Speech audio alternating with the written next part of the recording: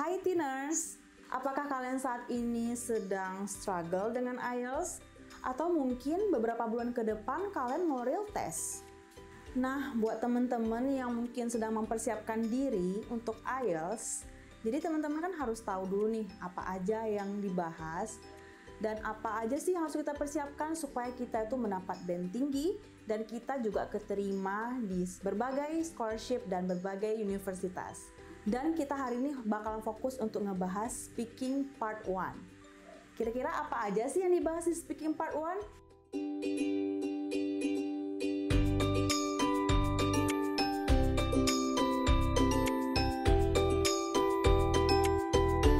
Halo guys, kembali lagi bersama aku Dian di Titik Nol English Course YouTube channel.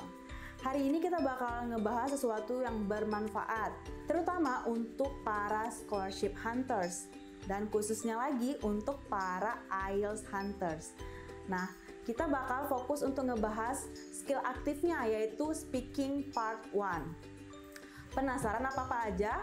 Jadi kan di dalam speaking itu kan terdapat 3 part kan? Yang pertama itu part 1, yang kedua part 2, dan yang ketiga part 3. Hari ini kita bakal mulai untuk ngebahas yang pertama dulu. Di speaking part 1 ini, umumnya itu dia membahas ataupun pertanyaannya itu seputar hal-hal general terhadap diri kita sendiri ataupun per individu. Jadi, eksaminernya itu bakal nanya pertanyaan yang bersifat pribadi.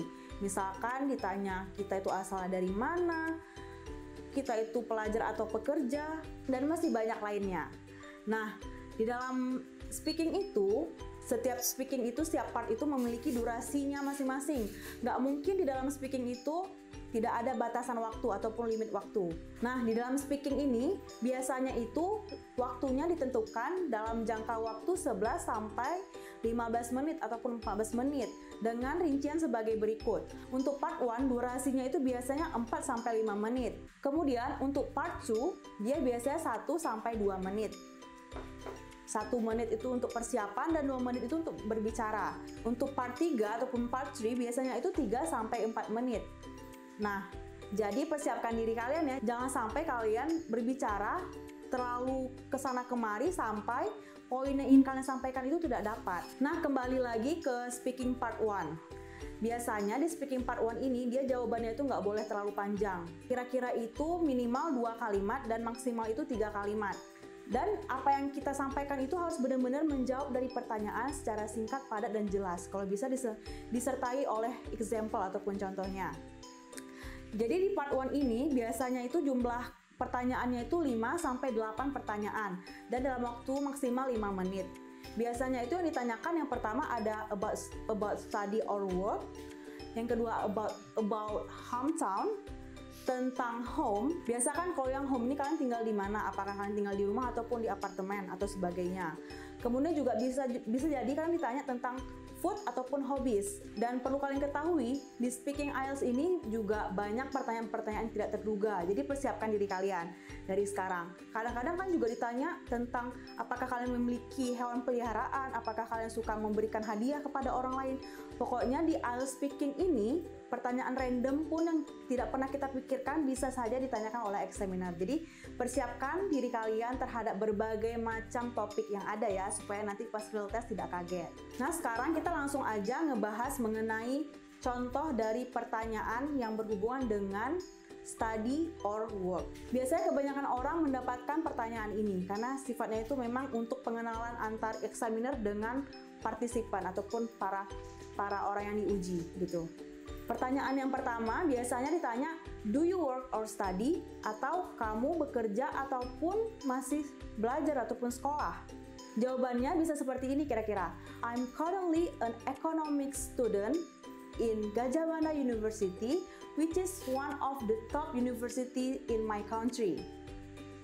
Nah, yang artinya aku saat ini adalah seorang siswa jurusan ekonomi di UGM ataupun Universitas Gadjah Mada yang merupakan salah satu kampus terkenal di negaraku gitu. Jadi kalian bisa menggunakan jawaban kalian sendiri ya, apakah kalian sudah bekerja ataupun masih sekolah. Next, bisa jadi examiner lanjut ke pertanyaan selanjutnya masih berhubungan dengan topik yang tadi. Contohnya, Why do you choose that university? Kenapa kamu pilih universitas itu? Contoh jawabannya bisa seperti ini. As I mentioned before, my college is a popular university. Hence, not only I meet many lecturers, but also I have many intelligent friends there. So that the quality of my education will be more advanced. Next, bisa jadi kalian masih ditanya seputar pekerjaan ataupun study tadi. Contohnya, what job would you like when you have complete all of your study? Atau artinya, pekerjaan apa yang kira-kira bakal kamu pilih ketika kamu nanti sudah selesai kuliah ataupun sekolah? Sample answer-nya bisa seperti ini. Perhaps it is a businesswoman since I love being a leader in my own company. Moreover, this type of work is very related to my educational background. Nah, itu dia tadi beberapa contoh cara menjawabnya. Jadi persiapkan dari sekarang ya, supaya kita itu jadi well prepared sebelum real test. Nah, sekarang aku bakalan ngasih beberapa tips supaya speakingnya nanti ketika real test jadi lancar dan nggak terbata-bata. Ada beberapa tips. Yang pertama itu, kalau misalkan kita real test khususnya speaking nih ya, kan kita langsung berhadapan dengan examiner. Jadi poin utamanya itu kita harus sangat santai ataupun tenang. Harus relax, jawabnya itu pelan-pelan, dan jangan gugup.